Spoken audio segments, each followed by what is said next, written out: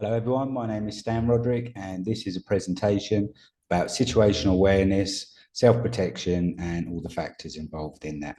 First, I'd like to apologise if there's any noise that you can pick up. I am actually in Brazil and it's a Sunday, so everyone's out and all the advertisement cars are out as well. So without further ado, let's have a look. So S.H.I.E.L.D. S.H.I.E.L.D. is an acronym. It stands for Spot Hazard Indicators and Evaluate a Level of Defense. And we'll get into it now. So spot hazard indicators. So what are hazard indicators? Well, we all know that a hazard is something that has potential to do us harm, but no one wants that to happen. We need to avoid this by spotting the hazard before it poses a threat to us. This is why we need to understand that the indicators, what they are, and be ready to evaluate our level of defense. So what are the indicators? And there you have it. This is the secret to self-protection. Situational awareness is the key to spotting hazard indicators. By setting up a base level of normal behavior in all situations and environments, you have a greater chance of spotting any anomalies and possible hazards. So how do we set up a base level of normal behavior? Become more conscious of your surroundings and everything in it. Genuinely take note of the sounds and activities during your daily routines. By consciously paying attention, you're training your brain and your sixth sense to scan everything around you. The more you do this consciously, the more your brain will learn to do this unconsciously. Even look at the non-verbal communication between people within your environment. Look at the facial expressions and the body language. Study this next time you're out in the public environment. So this is how we set a baseline or a base level for normal behavior. And be aware. Not only do we need to be aware of our environment, but we also need to be aware of the situations that can make us vulnerable. After all, vulnerable prey is far more appealing to a predator. Be aware of your situation. Don't make yourself vulnerable. A busy high street on a Saturday afternoon is a very different place 12 hours later. Unfortunately, not enough people are aware of the situations they walk into. This is not entirely their fault. The predator is incredibly cunning and will use dialogue and distraction as their main weapons to make you vulnerable. Now that you have a base level for normal behavior, any anomalies or behaviors that do not fit into this will become obvious to you. They will stand out. Science has taught us that our brains scan every bit of information around us. It filters out all unnecessary details. We don't need to focus on every leaf to know it's a tree. We have seen a tree before and our brain recognizes it's a tree. It's the same for training our brains to recognize normal behavior within our environment. If anything stands out, our attention will be directed towards it for further investigation. Science has many studies to prove this. Evolution, however, has taught us if something doesn't feel right, it probably isn't. When we think of predators, we can use a variety of adjectives to describe them. Big, scary, fierce, etc. The one thing most predators have in common is they are relatively easy to spot. Nature has given us warning signs, big teeth, claws, markings, and many ways for us to identify them as dangerous. But how can we spot a predator that is human? Unfortunately, humans are one of the few species that actually preys on its own kind. The human predator doesn't look any different from any other human. So how can we identify them? When a predator chooses their prey, they look for the most vulnerable. This could be an elderly one, a weak one, an injured one, or even one that has strayed from the herd. This gives the predator a greater chance of success, with little chance of the prey fighting back and causing injury to the predator. The predator will scan the herd looking for the most vulnerable and the easiest target. The same is true of human predators. They will select the most vulnerable as their target. Now here I have a picture of a zebra or zebra. And the reason that it is marked the way that it is so that it's camouflaged within the herd. So it doesn't stand out. It looks the same as every other zebra. The lion or any other predator that's hunting it is camouflaged. It's well camouflaged for the grassy plains that it's in, so it can creep up and get close. But the zebra is camouflaged against all the other zebra, so it doesn't stand out. There was a study done where they were trying to find out, which zebra was which, and they put a big red circle on one of the hindquarters of the zebra. And that one was the one that was attacked by lionesses because it stood out. It went wrong, unfortunately, but Yeah, it looked different than the other herd. It was no longer camouflaged within the herd, and it was selected. So, continue. Some situations are obvious. You may have instigated a situation that has become confrontational. This verbal exchange has the potential to escalate and become a physical threat. Be aware of your own behavior and the way it directly affects your situation. Don't get caught up in ego. Your behavior will affect their behavior, which in turn affects your behavior, which affects their behavior, and round it goes. The situation isn't necessarily with a predator, but it's good practice to be aware of all behavior, including your own. Instinct. So, when meeting people for the first time, we usually make assumptions about them with our subconscious very quickly. How do we do this? We do this by how we feel in their company. This feeling comes from lots of information and data processing our brains are doing during this interaction. Their appearance, how they communicate, past histories and possible similarities, their tone of voice, body language, and even their smell will be processed and evaluated in mere moments. Have you ever had the feeling you didn't like someone but couldn't put your finger on why? Dialogue and distraction. If you have been targeted by the predator, they have a goal in mind. They have targeted you for whatever purpose, and now will use their cunning to make you vulnerable so they can fulfill their goal. They will try to distract you with dialogue. They may appear charming, friendly, even trustworthy. Ask yourself questions and question their intent. If something doesn't feel right, then it probably isn't. This is your brain assessing all the information and warning you to be aware of the situation you are in. So here's a little checklist. When am I most vulnerable? You need to ask yourself these questions. What is my mental state? Where am I? Am I alone? Who is this person I'm talking to? Can I move to a well-lit area if I'm in a shady, shadowed area? Have I been drinking? This will affect my personality, my behavior, how I respond, how I walk, how I move. Is this place dangerous? Am I being followed? Why am I talking to them? What are my resources for escape? It's important to assess every situation with a conscious mind. It's not paranoia, it's just situational awareness. Evaluate. So, if you have found yourself in a situation where you start to feel uncomfortable, don't panic. Just take a breath and begin to evaluate the situation.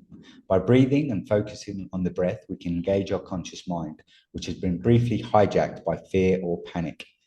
Now, assess all the information and evaluate your choices for escape. So, with the assessment and evaluation, now is the time to assess your situation. Your ultimate goal is to escape unharmed and as quickly as possible. First, assess the threat level. Next, evaluate your resources and your level of defense. Then, lastly, escape. It is very important that you assess the threat level of the situation you're in. There may be legal consequences regarding your response. If you feel a genuine high level threat to your safety, then you must be able to articulate how you came to the conclusion that you were in an imminent danger. With lower level threats, it's good practice to monitor these situations as they could escalate quickly. Either way, remember your goal is to leave the situation unharmed. Level of defense. Now you have assessed the situation, it's time to evaluate your resources and your level of defense. Your resources are your ability to de-escalate a situation or to find tangible objects within your environment that will aid in your main goal of escape. You may be able to avoid any possible hazard by simply moving away. If you spot the indicators early enough, you can just leave that area and the situation with it. If, however, you have a high level threat to your safety, then you may have to locate improvised weapons to give you the best chance of escape. Now, a classic example would be anything you can pick up. You can use it as a defensive shield, or you can use it to keep your attacker at bay, or even to attack your attacker if you feel that your life is definitely in danger. So, physical defense.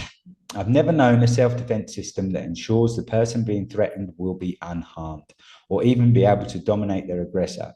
It just isn't possible to have one technique that will be viable for people with height, weight, and strength deficiencies against a physically more powerful or even more cunning aggressor. Of course, there's lots of instructors will tell you that their system works, and maybe some techniques will be applicable to you. Just please take care when researching potential self-defense or martial arts clubs. Just because the large male instructor can show you the technique works, doesn't mean that you could make it work. Fight to survive. If your life was in imminent danger, you would think it would be a natural response to fight for it. Fight for your life. After all, if we hold our breath underwater for too long, we rush to the surface in a desperate attempt to take a big breath of fresh air. It can be a panic, a fight to get to the surface, a fight to survive. But this isn't always the case when we are suddenly faced with a truly real and sometimes shocking hazard. Every one of us is a complex human being. We have our own histories, and these will often determine how we react to a sudden and hazardous situation. I imagine you've heard the phrase fight or flight, to stand and fight or to run away, a natural response to an imminent threat. Well, would it surprise you to know that the most common response from us complex humans is to freeze, to literally freeze and not move? This is all due to the way our brain works, but this frozen moment can be broken, and you can retain your brain to become much more reactive in such situations. It can be as easy as breathing, just to break the freeze. That's literally it. Focus your attention on your breath, and this will help you regain cognitive function again. If you don't believe me, watch someone before they do a bungee jump. You will see them taking a few big breaths before they jump. You are important. If I asked you how far and what you would do to defend yourself, you would probably give me your own answer. But what if I asked you how far you would go to protect your mother, your sister, or even your child? I'm certain the answer will be a more emotionally fueled response. The thing you have to remember is that you are so important to those people who love you. They couldn't bear to lose you. You have to give your own survival the same amount of emotional importance as you give to those you love. Don't ever let anyone take you away from them. Not ever. We all know that if we are harmed physically and that if we have a wound, we will have a scar, a permanent reminder of that moment. But if we have a confrontation with another person, we can have mental scars too, an emotional wound that replays the event over and over.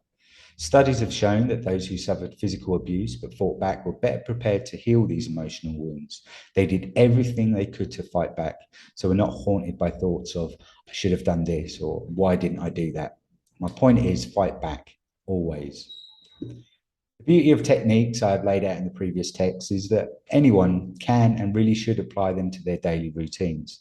So there's no need for membership, a certain fitness level, or age. Anyone can utilize the information here to carry out their lives in a more aware state that is genuinely natural. It's the reason we have evolved. The ones that were not aware of their environment, unfortunately, didn't make it. But the ones who were consciously aware of the hazards within their environment adapted and learned to survive in a world far crueler than the one we enjoy today. So, as a recap, S.H.I.E.L.D, spot hazard indicators and evaluate level of defense. Situational awareness, make this become natural. Just be aware of your environment and everyone and everything in it. Base levels of normal behavior.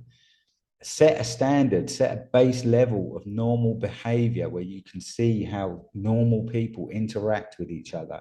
Take time to read these situations, read the environments, give people a story as they're walking along and you're drinking your coffee. Are they running off to work? Is this person and this person good friends?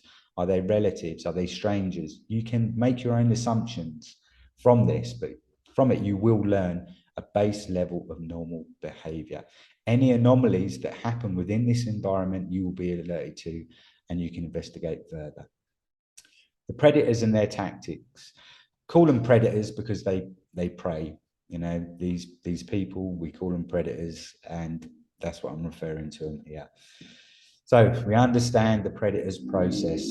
They need you to be vulnerable.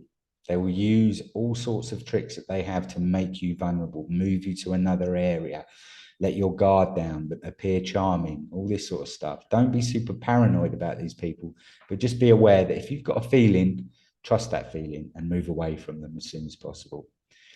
Instinct, always trust your instincts. Always trust your instincts and investigate. Like I said in the previous chapters, our brain takes in so much information at once. It definitely does. It's got lots of stuff to process.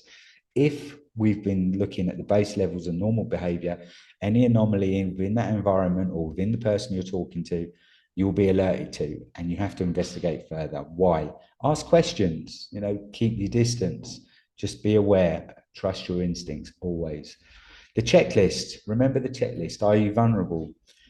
What is your mental state? Have you made yourself vulnerable by putting yourself in an area you didn't really mean to?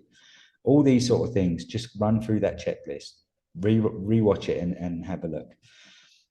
So evaluate, use your conscious mind to assess and evaluate. Remember, if you're scared, if you're nervous, take a deep breath. Just take a deep breath, assess your situation. If someone's following you, maintain distance, stop, turn around, say to them, excuse me, can I help you? This will create a response. They will either, if their intention is not good, they may abort it and walk off because you maintain distance, or they will act. My point is that you're not going to be walking terrified. You've stopped, evaluated the situation. Hopefully 9 times out of 10, that person that is following you will say, oh, no, you don't know me, sorry, and be off on their way. But at least you've preempted, you've done something. The threat level, your primary goal is to escape. Okay, primary goal is to escape, depending on that threat level. Some instances you can just move, so you're in a crowded train, it's kicking off, people are arguing and shouting, or there's someone there that makes you feel uncomfortable, just move. Level of defense, so do what is necessary to escape, always. So this may be implementing resources that are available to you, so improvised weapons or shields, something like that. But whatever it is that you can do, make sure you do it to escape. If you have to become an animal, become an animal. There's plenty of techniques that you can learn at self-defense classes. Out of 10 techniques, 2 might work for you. Just practice and drill those as best you can. So, in conclusion, this presentation was just a brief introduction into self-protection. There's always more to learn and practice, definitely. The information here is designed by me to alter both your mindset and perspective about the world in which we live. I hope by understanding the advice and tips given to you today, you apply them to your daily life and see the world with